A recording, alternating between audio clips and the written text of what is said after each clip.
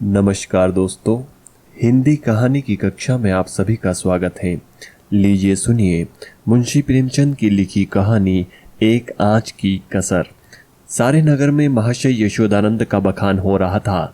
नगर ही में नहीं, समस्त प्रांत में उनकी कीर्ति की जाती थी। समाचार पत्रों में टिप्पणियां हो रही थी। मित्रों से प्रशंसापूर्ण पत्रों का तांता लगा हुआ था। समाज सेवा इसको कहते हैं। उन्नत विचार के लोग ऐसा ही करते हैं। महाशय जी ने शिक्षित समुदाय का मुख उज्जवल कर दिया। अब कौन कहने का साहस कर सकता है कि हमारे नेता केवल बात के धनी हैं, काम के धनी नहीं हैं। महाशय जी चाहते तो अपने पुत्र के लिए उन्हें कम से कम 20,000 रुपए दहेज में मिलते, उस पर खुशामद खाते में। मगर लाला साहब ने सिद्धांत के सामने धन की रत्ती बराबर परवाह न की और अपने पुत्र का विवाह बिना एक पाई दहेज लिए स्वीकार किया। वाह वाह, हिम्मत हो तो ऐसी हो, सिद्धांत प्रेम हो तो ऐसा हो, आदर्श पालन हो तो ऐसा हो। वाह रे सच्चे वीर, अपनी माता के सच्चे सपूत, तूने वह कर दिखाया जो कभी किसी ने किया था। हम बड़े गर्व से तेरे सामने मस्तक नवाते हैं। महाशय यशोदानंद के 2 पुत्र थे। बड़ा लड़का पढ़ लिख कर फाजिल हो चुका था, उसी का विवाह तय हो रहा था और हम देख चुके हैं बिना कुछ दहेज लिए। आज का तिलक था। शाहजहांपुर से स्वामी दयाल तिलक लेकर आने वाले थे। शहर के गणमान्य सज्जनों को निमंत्रण दे दिए गए थे। वे लोग जमा हो गए थे। महफिल सजी हुई थी। एक प्रवीण सितारिया अपना कौशल दिखाकर लोगों को मुग्ध कर रहा था। दावत का सामान भी तैयार था। मित्रगण यशोदानंद को बधाइयां दे रहे थे। एक महाशय बोले, तुमने तो कमाल कर दिया। दूसरे, कमाल? यह कहिए कि झंडे गाड़ दिए। अब तक जिसे देखा मंच पर व्याख्यान झाड़ते ही देखा। जब काम करने का अवसर आता था तो लोग दुम दबा लेते थे। तीसरे, कैसे कैसे बहाने गढ़े जाते थे। साहब, हमें तो दहेज से सख्त नफरत है, यह मेरे सिद्धांत के विरुद्ध है, पर क्या करूं, बच्चे की अम्मी जान नहीं मानती। कोई अपने बाप पर फेंकता है, कोई और किसी खर्राट पर। चौथे, अजी, कितने तो ऐसे बेहया हैं जो साफ साफ कह देते हैं कि हमने लड़के को शिक्षा दीक्षा में जितना खर्च किया है वह हमें मिलना चाहिए, मानो उन्होंने ये रुपए किसी बैंक में जमा किए थे। पांचवे, खूब समझ रहा हूं आप लोग मुझ पर छींटे उड़ा रहे हैं। इसमें लड़के वालों का ही सारा दोष है या लड़की वालों का भी कुछ है? पहले, लड़की वालों का क्या दोष है सिवाय इसके कि वह लड़की का बाप है? दूसरे, सारा दोष ईश्वर का है जिसने लड़कियां पैदा की। पांचवे, मैं ये नहीं कहता न सारा दोष लड़की वालों का है न सारा दोष लड़के वालों का, दोनों ही दोषी हैं। अगर लड़की वाला कुछ न दे तो उसे यह शिकायत करने का कोई अधिकार नहीं है कि डाल क्यों नहीं लाए, सुंदर जोड़े क्यों नहीं लाए, बाजे गाजे पर धूमधाम के साथ क्यों नहीं आए, बताइए। चौथे, हाँ, आपका यह प्रश्न गौर करने लायक है। मेरी समझ में तो ऐसी दशा में लड़के के पिता से यह शिकायत न होनी चाहिए। पांचवे, तो यूं कहिए कि दहेज की प्रथा के साथ ही डाल, गहने, जोड़ों की प्रथा भी त्याज्य है। केवल दहेज को मिटाने का प्रयत्न करना व्यर्थ है। केवल दहेज को मिटाने का प्रयत्न करना गलत है। यशोदानंद, यह भी सही है, मैंने दहेज नहीं लिया, लेकिन क्या डाल गहने न ले जाऊंगा? पहले, महाशय, आपकी बात निराली है। आप अपनी गिनती हम दुनिया वालों के साथ क्यों करते हैं? आपका स्थान तो देवताओं के साथ है। दूसरे, 20,000 रुपए की रकम छोड़ दी, क्या बात है? यशोदानंद, मेरा तो यह निश्चय है कि हमें सदैव सिद्धांत पर स्थिर रहना चाहिए।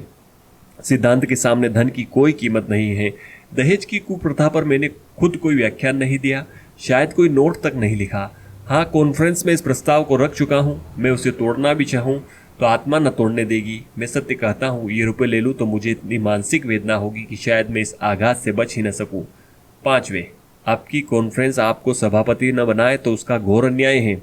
यशोदानंद, मैंने अपना कर्तव्य कर दिया है, अब फल मिलना न मिलना परमात्मा के हाथ में है। इतने में खबर हुई कि महाशय स्वामी दयाल आ पहुंचे।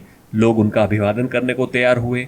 उन्हें मसनद पर ला बिठाया और तिलक का संस्कार आरंभ हो गया। स्वामी दयाल ने एक ढाक के पत्तल पर नारियल, सुपारी, चावल, पान आदि वस्तुएं वर के सामने रखी। ब्राह्मणों ने मंत्र पढ़े, हवन हुआ और वर के माथे पर तिलक लगा दिया गया। तुरंत घर की स्त्रियों ने मंगलाचरण गाना शुरू किया। यह महफिल में महाशय यशोदानंद ने एक चौकी पर खड़े होकर दहेज की कुप्रथा पर व्याख्यान देना शुरू किया। व्याख्यान पहले से लिखकर तैयार कर लिया गया था। उन्होंने दहेज की ऐतिहासिक व्याख्या की थी। पूर्व काल में दहेज का नाम भी न था। महाशयों, कोई जानता ही न था कि दहेज या ठहरोनी किस चिड़िया का नाम है। सत्य मानिए, कोई जानता ही न था कि ठहरोनी है क्या चीज, पशु या पक्षी, आसमान में या जमीन में, खाने में या पीने में। बादशाही जमाने में इस प्रथा की बुनियाद पड़ी। हमारे युवक सेनाओं में सम्मिलित होने लगे। यह वीर लोग थे, सेनाओं में जाना गर्व समझते थे। माताएं अपने दुलारों को अपने हाथ से शस्त्रों से सजाकर रण क्षेत्र भेजती थी। इस भांति युवकों की संख्या कम होने लगी और लड़कों का मोल तोल शुरू हुआ। आज यह नौबत आ गई है कि मेरी इस तुच्छ महातुच्छ सेवा पर पत्रों में टिप्पणियां हो रही है, मानो मैंने कोई असाधारण काम किया हो। मैं कहता हूं, अगर आप संसार में जीवित रहना चाहते हो तो इस कुप्रथा पर तुरंत अंत कर देना चाहिए। एक महाशय ने शंका की, क्या इसका अंत किए बिना हम सब मर जाएंगे? यशोदानंद, अगर ऐसा होता है तो क्या पूछना था, लोगों को दंड मिल जाता। और वास्तव में ऐसा होना चाहिए। यह ईश्वर का अत्याचार है कि ऐसे लोभी, धन पर गिरने वाले, बुर्दा फरोश, अपनी संतान का विक्रय करने वाले नराधम जीवित हैं और समाज उनका तिरस्कार नहीं करता, मगर यह सब बुर्द फरोश हैं। व्याख्यान बहुत लंबा और हास्य भरा हुआ था। लोगों ने खूब वाहवाह की। अपना वक्तव्य समाप्त करने के बाद उन्होंने अपने छोटे लड़के परमानंद को, जिसकी अवस्था 7 वर्ष की थी, मंच पर खड़ा किया। उसे उन्होंने एक छोटा सा व्याख्यान लिखकर दे रखा था। दिखाना चाहते थे कि स्कूल के छोटे बालक भी कितने कुशाग्र बुद्धि हैं। सभा समाजों में बालकों से व्याख्या दिलाने की प्रथा है ही। किसी को कौतूहल न हुआ। बालक बड़ा सुंदर, होनहार, हंसमुख था। मुस्कुराता हुआ मंच पर आया और जेब से एक कागज निकालकर पढ़ने लगा। प्रिय बंधुवर, नमस्कार। आपके पत्र से विदित होता है कि आपको मुझ पर विश्वास नहीं है। मैं ईश्वर को साक्षी करके कहता हूं कि धन आपकी सेवा में इतनी गुप्त रीति से पहुंचेगा कि किसी को लेश मात्र भी संदेह न होगा। हाँ, केवल एक जिज्ञासा करने की दृष्टता करता हूँ।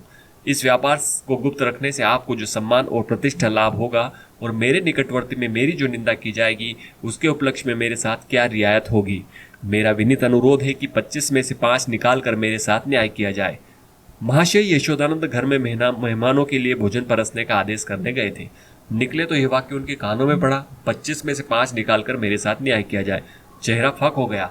झपट कर लड़के के पास गए, कागज उसके हाथ से छीन लिया और बोले, नालायक, यह क्या पढ़ रहा है? यह तो किसी मुवक्किल का खत है जो उसने अपने मुकदमे के बारे में लिखा था। यह तू कहाँ से उठा लाया? शैतान कहेगा, जा वह कागज ला जो तुझे लिख कर दिया था। एक महाशय ने कहा, पढ़ने दीजिए, इस तहरीर में जो लुफ्त है वह किसी दूसरी तकरीर में न होगा। दूसरे, जादू वह जो सिर चढ़ के बोले। तीसरे, अब जलसा बर्खास्त कीजिए, मैं तो चला। चौथे, मैं भी साथ चलता हूँ। यशोदानंद, बैठिए बैठिए, भोजन तैयार है, पत्तल लगाए जा रहे हैं। पहले, बेटा परमानंद, जरा यहाँ तो आना। तुमने ये कागज कहाँ पाया?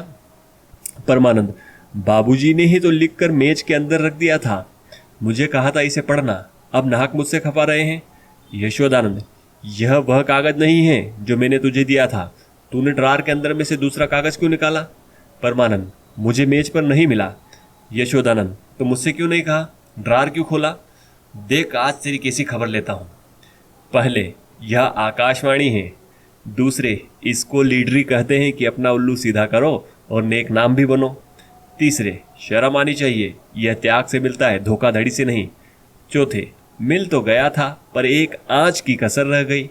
पांचवे, ईश्वर पाखंडियों को यूं ही दंड देता है। यह कहते हुए लोग उठ खड़े हुए। यशोदानंद समझ गए कि भंडा फूट गया, अब रंग न जमेगा। बार बार परमानंद को कुपित नेत्रों से देखते थे और डंडा तोलकर रह जाते थे। इस शैतान ने आज जीती जिताई बाजी खो दी, मुंह में कालिक लग गई, सिर नीचा हो गया, गोली मार देने का काम किया है। उधर रास्ते में मित्र वर्ग यूं टिप्पणियां करते जा रहे थे। पहले ने कहा, ईश्वर ने मुंह में कैसी कालिक लगाई कि हयादार होगा तो अब सूरत न दिखाएगा। दूसरे ने कहा, ऐसे ऐसे धनी मानी विद्वान लोग ऐसे पतित हो सकते हैं, मुझे यही आश्चर्य है। लेना हो तो खुले खजाने लो, कौन तुम्हारा हाथ पकड़ता है? यह क्या कि माल चुपके चुपके उड़ाओ और यश भी कमाओ। तीसरे बोले, मक्कार का मुंह काला। चौथे बोले, यशोदानंद पर दया आ रही है, बेचारे ने इतनी धूर्तता की, उस पर भी कलई खुल ही गई, बस एक आंच की कसर रह गई।